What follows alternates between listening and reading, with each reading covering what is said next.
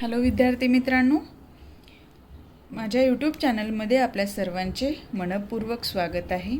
आजच्या व्हिडिओमध्ये आपण बघणार आहोत EVS 201 पर्यावरण अभ्यासचा चॅप्टर दुसरा, जो आहे पर्यावरण व समाज परस्पर संबंध। तर या चॅप्टरमध्ये आपण जे काही प्रश्न आहेत महत्त्वाची ती घेणार आहोत आणि जिथे आवश्यक वाटेल तिथे मी तुम्हाला थोडक्यात संकल्पना स्पष्ट करून सांगणार आहे। चला तर प्रश्नाला सुरुवात करूया। यापूर्वी अजून एक सांगायचं राहून गेलं की हे जे काही प्रश्न आहेत व्हिडिओ थ्रू मी तुमच्यापर्यंत पोहोचवते किंवा शॉर्ट नोट आहेत त्या तुम्हाला टेलिग्राम चॅनलवर मिळतील। टेलिग्राम चॅनलची लिंक डिस्क्रिप्शन बॉक्समध्ये दिलेली आहे, ती तुम्ही जॉईन करा टेलिग्राम चॅनल, म्हणजे तुम्हाला नोट्स मिळून जातील। पहिला प्रश्न, मानवाचे पृथ्वीवरील अस्तित्व सुमारे किती लाख वर्षापासून आहे? मानवाचे पृथ्वीवरील अस्तित्व 20 लाख वर्षापासून आहे। प्रश्न दुसरा, पर्यावरण व मानवी समाज यांच्या संबंधाचा अभ्यास सुसूत्रतेत आणण्यासाठी वैज्ञानिकांनी किती दृष्टिकोनाचा अंगीकार केला?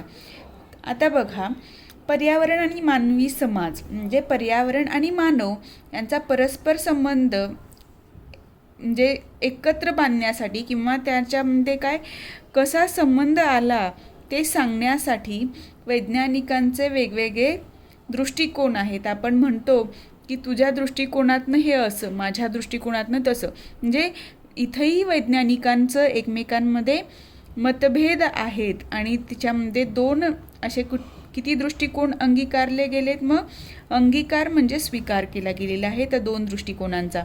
पहिला दृष्टिकोन आहे उत्क्रांतीवादी दृष्टिकोन आणि दुसरा दृष्टिकोन आहे पर्यावरणवादी दृष्टिकोन। आता पुढे प्रश्नाच्या मार्फतच तुम्हाला उत्क्रांतीवादी दृष्टिकोन काय ते समजेल आणि पर्यावरणवादी दृष्टिकोन कुठला तेही लक्षात येईल। तिसरा प्रश्न, उत्क्रांतीवादी दृष्टिकोनाचा उद्गाता कोण? चार्ल्स डार्विन हा उत्क्रांतीवादी दृष्टिकोनाचा उद्गाता आहे। शाळेत आपण बघितलं ना, उत्क्रांतीचा सिद्धांत कोणी मांडला? चार्ल्स डार्विननी मांडला, बरोबर आहे। तोच इथं उत्क्रांतीवादाचा दृष्टिकोन म्हणून ओळखला जातो, ज्याच्यामध्ये मानव आणि समाज यांचा परस्पर संबंध अभ्यास केला जातो। पुढचा प्रश्न बघूया, वातावरणातील कर्बवायूचे वाढते प्रमाण कमी करण्यासाठी महत्त्वाचा उपाय कोणता?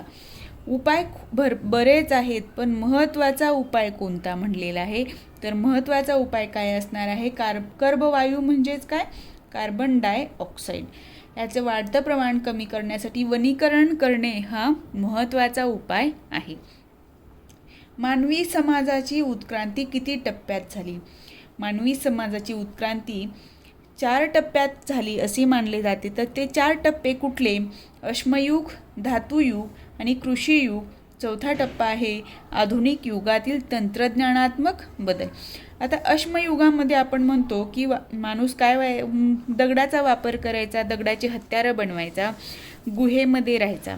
धातुयुगामध्ये तांब्याचा शोध लागला, लोखंडाचा शोध लागला आणि त्या धातूंपासून माणूस काय करू लागला? हत्यारं बनवू लागला। कृषीयुग म्हणजे या कृषीयुगामध्ये मानव शेती करायला शिकला आणि स्थिर स्थावर झाला आणि या ठिकाणी वस्ती कशी झाली? एका ठिकाणी वसली। त्यानंतरची पुढची स्टेप आहे आधुनिक युगातील तंत्रज्ञानात्मक बदल। आपण जे काही आता आपलं युग आहे ते काय आहे? आधुनिक युग आहे आणि आपल्या या युगामध्ये बरेच तंत्रज्ञानात्मक बदल झालेले आहेत। तर मानवी समाजाची उत्क्रांती किती टप्प्यात झाली असं मानलं जातं किंवा मोजलं जातं?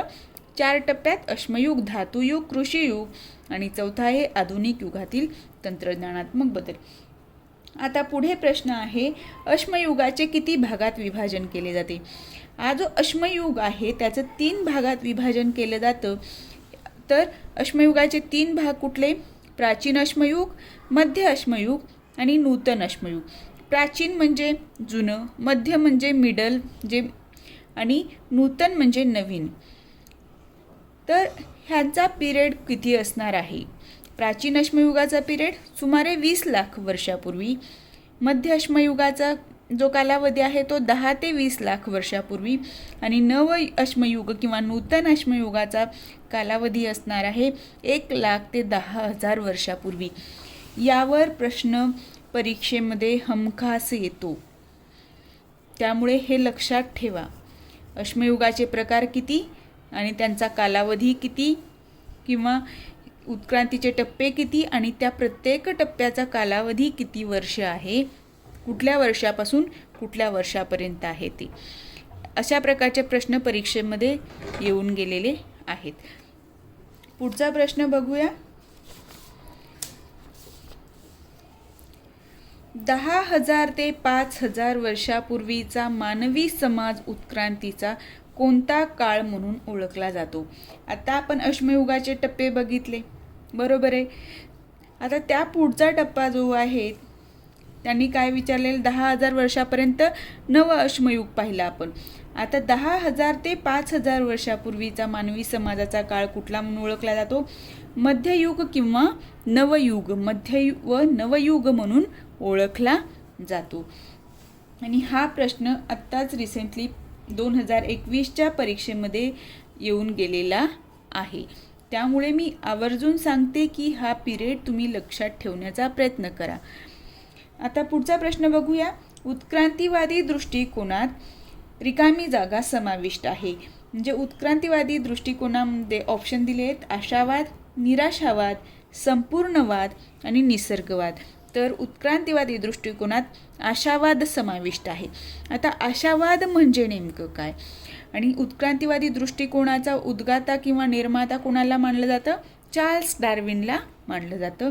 आणि आशावाद काय आहे? या दृष्टिकोनाचा आशावाद म्हणजे आशा काय धरलेली आहे त्यांनी, तर जैव उत्क्रांतीच्या शिखरावर असणारा माणूस. जैव उत्क्रांती म्हणजे जैव म्हणजे काय? जिवंत असणारे जे काही उत्क्रांती होते उत्क्रांती म्हणजे काय? बदल होत जाणे. याच्या शिखरावर असणारा माणूस विश्वावर नियंत्रण आणण्या इतका श्रेष्ठ होऊ शकेल असा आशावाद यामागे आहे. इथं काय व्यक्त केलेली? आशा व्यक्त केलेली आहे. लक्षात येते? आशा, अपेक्षा, आपण म्हणतो ना अपेक्षा मी केली किंवा मला अशी आशा आहे एवढे मार्क्स मिळतील, तोच तर या उत्क्रांतीवाद्या दृष्टिकोनाचा आशावाद काय आहे? तर जैव उत्क्रांतीच्या शिखरावर असणारा माणूस विश्वावर नियंत्रण आणण्या इतका श्रेष्ठ होऊ शकेल असा आशावाद या उत्क्रांतीवादी दृष्टिकोनाचा आहे. लक्षात आलं? उत्क्रांतीवादी दृष्टिकोन कुठल्या गोष्टीत कशावर आधारित आहे? आशावादावर आधारित आहे. पुढचा प्रश्न. भूजल, वायू, खनिजे, वने, प्राणी या कोणत्या प्रकारच्या संपदा आहेत? संपदा म्हणजे काय असतं? साधन संपत्ती, यालाच काय म्हणतो आपण? प्रॉपर्टी म्हणतो इंग्रजीमध्ये. लक्षात आलं? तर या कशा आहेत? नैसर्गिक संपदा आहेत. नैसर्गिक म्हणजे निसर्गतः मिळतात आपल्याला. मानव निर्माण करतो का? पाणी, जमिनीखालचं पाणी, वायू, खनिज मानव निर्माण करतो? नाही. तर हे निसर्गातच मिळतात. म्हणून या कशा संपदा आहेत? नैसर्गिक संपदा आहेत. पुढचा प्रश्न. पर्यावरणातील संपदाचा वापर करताना पर्यावरणाच्या तत्वाचे भान ठेवून विकासाची वाटचाल करणे हा दृष्टिकोन कोणत्या प्रकारचा आहे?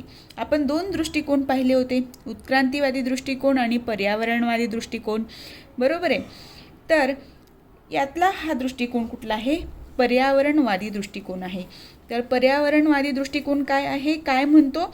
तर ह्या पर्यावरणातल्या संपदा म्हणजे ह्या पर्यावरणातल्या ज्या काही नैसर्गिक साधन संपत्ती आहे त्याचा वापर करताना पर्यावरणाच्या तत्वाचे भान ठेवून विकासाची वाटचाल करणे. म्हणजे हे जी निसर्गातली साधन संपत्ती आहे तिचा वापर करताना मानवाने पर्यावरणाने जे काही तत्व किंवा नियम जे घालून दिलेले आहेत, निसर्गाचे नियम आहेत, त्याचं भान ठेवावं आणि त्याचा अवलंब करूनच काय करावी? विकास करावं किंवा विकासाची वाटचाल करावी. लक्षात आला पर्यावरणवादी दृष्टिकोन काय आहे? पुढचा प्रश्न. पर्यावरणवादी दृष्टिकोनाचे मूलभूत तत्व कोणते? तर पर्यावरणवादी दृष्टिकोनाचं मूलभूत तत्व आहे निसर्ग तत्वांना अनुसरून. म्हणजे निसर्गाच्या तत्वांना अनुसरून निसर्गाच्या चौकटीत संपदाचा वापर अथवा विकास घडवून आणणे. म्हणजे निसर्गाच्या तत्वामध्ये राहून, निसर्गाच्या चौकटीतच राहून नैसर्गिक साधनसंपत्तीचा काय करायचं आहे, वापर करायचा आहे, किंवा त्या साधनसंपत्तीचा काय करायचं आहे, किंवा आपला काय करायचं आहे, विकास घडवून आणायचा आहे. हे मूलभूत तत्व कशाचं आहे, पर्यावरणवादी दृष्टिकोनाचं आहे. लक्षात आलं. पुढचा प्रश्न, कोणत्या काळात नवीन भूमिखंडाचा शोध लागला? इसवी सन 5000 ते आत्तापर्यंतच्या काळामध्ये नवीन भूमिखंडाचा शोध लागला. आता मला सांगा, नवीन भूमिखंड म्हणजे काय? भूमिखंड म्हणजे जमिनीचे भाग. आशिया, युरोप हे जे आपण खंड म्हणतो, जे 7 खंड म्हणून ओळखले जातात, त्यांना आपण काय म्हणतो? भूमिखंड म्हणतो. आता या खंडांचा शोध कुठल्या काळात लागला असा प्रश्न आलेला आहे. आता बघा, मी तुम्हाला पुस्तकामध्ये दाखवते. आता काय आहे की हा एक चार्ट आहे तुमच्या पुस्तकामध्ये, बरोबर दिसतोय. आता इथे काय दिलेलं आहे? कालखंड दिलेला आहे, मानवजाती काळ दिले, संक्रमणे कुठली झाली, पर्यावरणीय स्वरूप आणि भौगोलिक वितरण विचारलेलं आहे. आत्ताच्या परीक्षेमध्ये हा मध्य व नवयुग यावर आधारित प्रश्न, परत ह्या युगावर आधारित म्हणजे इसवी सन पूर्व 5000 ते इसवी सन आतापर्यंतचा प्रश्न यावर आलेला आहे. याचा कालावधी विचारला. 10,000 ते 5,000 वर्षापूर्वीचा काळ म्हणजे हे उत्क्रांती, समाज उत्क्रांतीचा कोणता टप्पा मानला जातो, आणि इथे विचारलं होतं नव्या खंडांचा शोध. म्हणजे अशा प्रकारचे प्रश्न याच्यावर येतात. म्हणून हा तुम्हाला तक्ता पूर्णतः व्यवस्थित लक्षात ठेवायचा आहे. याच्यावर शॉर्ट नोट बनवा आणि लक्षात ठेवा. लक्षात आलं. आता याच्यामध्ये अश्मयुग कुठलं, परत अश्मयुग बघा, प्राचीन अश्मयुग, मध्य अश्मयुग, परत नूतन अश्मयुग, नंतर हे मध्य व नवयुग, आणि हे काय आहे, कृषी युग आहे, औद्योगिक युग आहे, वैज्ञानिक व आधुनिक युग आहे, अंतराळ युग आहे. म्हणजे ह्या प्रत्येक याच्यामध्ये काय भौगोलिक वितरण असणार आहे, काय नवीन गोष्टींचा शोध लागला. मग इथे बघा, होमो इरेक्टस कधी आला, होमोसेपियन्स कुठल्या काळामध्ये विकसित झाले, या प्रकारचे प्रश्न येऊ शकतात. तर तुम्ही हे प्रश्न पुस्तकातनं कव्हर करायचे आहेत. लक्षात आलं कसा अभ्यास करायचा आहे ते. आता पुढचा प्रश्न बघूया, आणि व्हिडिओ शेवटपर्यंत बघत राहा. त्याचा तुम्हाला एकतर पुस्तक वाचताना फायदा होईल, आणि परत तुम्हाला क्वेश्चन कशा प्रकारचे येतील त्याचा अंदाज येईल. आता पुढचा प्रश्न बघा, मानवी संस्कृतीच्या एकूण वाटचालीत कोणत्या गोष्टीचा वाटा फार मोठा आहे? मानवाची जी काही संस्कृती आहे, जी वाटचाल झाली आहे, त्याच्यामध्ये कुठल्या गोष्टीचा मोठा वाटा आहे? तर निसर्गाचा, समाजाचा, तंत्रज्ञानाचा, यापैकी नाही. तर मानवी संस्कृतीच्या एकूण वाटचालीत वाटा फार मोठा कोणाचा आहे? तर तंत्रज्ञानाचा वाटा फार मोठा आहे. पुढचा प्रश्न, रिकामी जागेचा शोध लागल्यावर मानवी जीवनाला स्थैर्य प्राप्त झाले.